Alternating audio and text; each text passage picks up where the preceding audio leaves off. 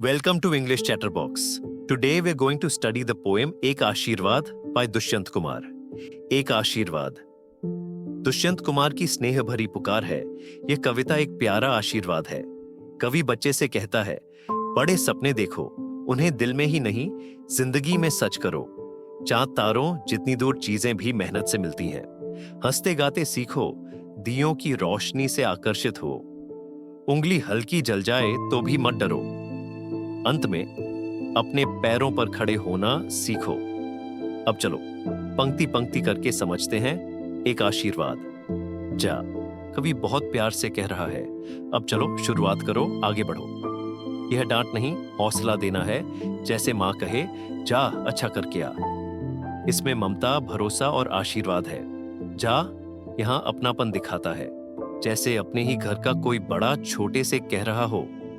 अलंकार शैली में संबोधन, सीधे बुलाकर कहना, आशीर्वाद का लहजा. तेरे स्वप्न बड़े हों. कवि बच्चे के लिए दुआ करता है कि उसके स्वप्न बड़े हों. इसका मतलब है कि उसके सपने और इच्छाएं बड़ी और ऊंची हों. छोटे या सीमित लक्ष्य नहीं, बल्कि ऐसे सपने जिनसे वह कुछ बड़ा हासिल कर सके. यह पंक्ति प्रेरणा देती है कि हमें अपनी सोच और महत्वाकांक्षा को सीमित नहीं रखना चाहिए, बल्कि खुलकर, निडर होकर जीवन में आगे बढ़ना चाहिए. ऐसी बार बार दोहराई जाने वाली पंक्ति को रिफ्रेन कहते हैं. रिफ्रेन कविता के मूल भाव, संदेश को अपने में समेटे रहती है, यानी वही कविता का सार सबसे साफ तरीके से बताती है. भावना की गोद से उतरकर जल्द पृथ्वी पर चलना सीखें. यहां कवि कहता है कि सपनों को सिर्फ दिल में, भावना की गोद में सुरक्षित रखकर मत बैठो. उन्हें बाहर निकालो ताकि वे असली दुनिया में छोटे छोटे कदम रखते हुए चलना सीखें, यानी हकीकत में बदलें. सरल अर्थ, सपनों को सोच भर नहीं, काम और मेहनत से सच बनाओ. काव्य शैली, मानवीकरण, सपनों को बच्चे की तरह गोद से उतरना और चलना सीखना. रूपक, भावना की गोद, दिल की सुरक्षित जगह. प्रतीक, पृथ्वी, वास्तविक जीवन. चांद तारों से अप्राप्य सच्चाइयों के लिए रूठना मचलना सीखें. इन पंक्तियों में कवि कह रहे हैं कि कुछ सच और लक्ष्य इतने दूर लगते हैं जैसे चांद तारे. फिर भी उनके लिए जिद करो, हार मत मानो, बार बार कोशिश करो. यानी मन से रूठो मचलो नहीं, बल्कि हिम्मत और लगन दिखाओ. कवि कहता है कि कुछ सच्चाइयां इतनी दूर लगती हैं जैसे चांद तारे. यह उपमा है, यानी तुलना करके बताना कि लक्ष्य कठिन है. चांद तारे यहां ऊंचे और सुंदर मगर मुश्किल लक्ष्यों के प्रतीक भी हैं.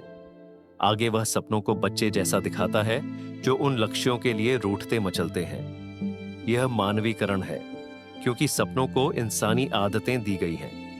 रूठना मचलना जैसी जुड़वां क्रियाएं साथ आकर पुनरुक्ति युग्म क्रिया से लय और जिद का एहसास बढ़ाती है. सार, दूर लगे तो भी हिम्मत रखो और बार बार कोशिश करो. हंसे मुस्कुराएं गाएं. कवि बच्चे से सीधे और प्यार से कहता है, हंसें, मुस्कुराएं, गाएं, यानी दिल में खुशी रखें, चेहरे पर उजाला रखें और भीतर की खुशी को गीत बनाकर बाहर बहने दें. ये तीन छोटे छोटे आज्ञा सूचक शब्द मिलकर त्रिक समांतर संरचना बनाते हैं, जिससे कविता में लय और जोश पैदा होता है. हंसें और मुस्कुराएं पास पास आकर पुनरुक्ति प्रयास करते हैं, जो खुशी की भावना को और गाढ़ा बनाते हैं, जबकि गायों उसमें रचनात्मकता जोड़ देता है. बीच में और जैसा जोड़ने वाला शब्द नहीं है. इस वजह से पंक्तियां तेज बहती सी लगती हैं, जैसे लगातार आती खुशियों की धुन. संदेश, खुश रहो, सकारात्मक रहो और खुशी बांटो. हर दिए की रोशनी देखकर ललचायो, उंगली जलाइयो. इस पंक्ति में कवि कहते हैं, जहां भी कोई दिया जले उसकी रोशनी तुम्हें अपनी ओर खींचे. यही जिज्ञासा अच्छी है. यहाँ दिया ज्ञान और आशा का प्रतीक है. उस रोशनी को छूते छूते अगर उंगली कभी जल भी जाए, ये रूपक है कि सीखते समय छोटी छोटी गलतियां या चोटें लगती हैं तो घबराना नहीं, इन्हीं से समझ बढ़ती है. चमक और हल्की जलन का यह बिंब बताता है कि रोशनी पाने के लिए थोड़ी हिम्मत और जोखिम जरूरी होते हैं. अपने पांवों पर खड़े हो.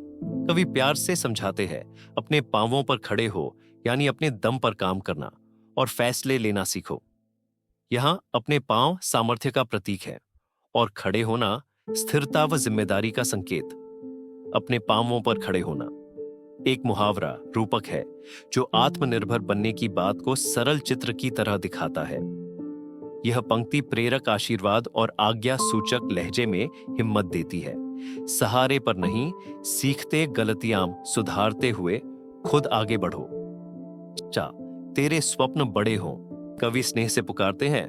जा यानी निडर होकर आगे बढ़। ये प्यार भरा संबोधन और आशीर्वाद है। फिर कहते हैं, तेरे स्वप्न बड़े हों, तुम छोटे लक्ष्य पर न रुको, ऊंचा सोचो और बड़ा बनो। ये कामना सूचक वाक्य, आशीर्वचन, रिफ्रेन की तरह बार बार आकर कविता का मूल संदेश, बड़े सपनों की महत्ता को मजबूत करता है और मन में उम्मीद, हौसले की लय भर देता है। Thank you.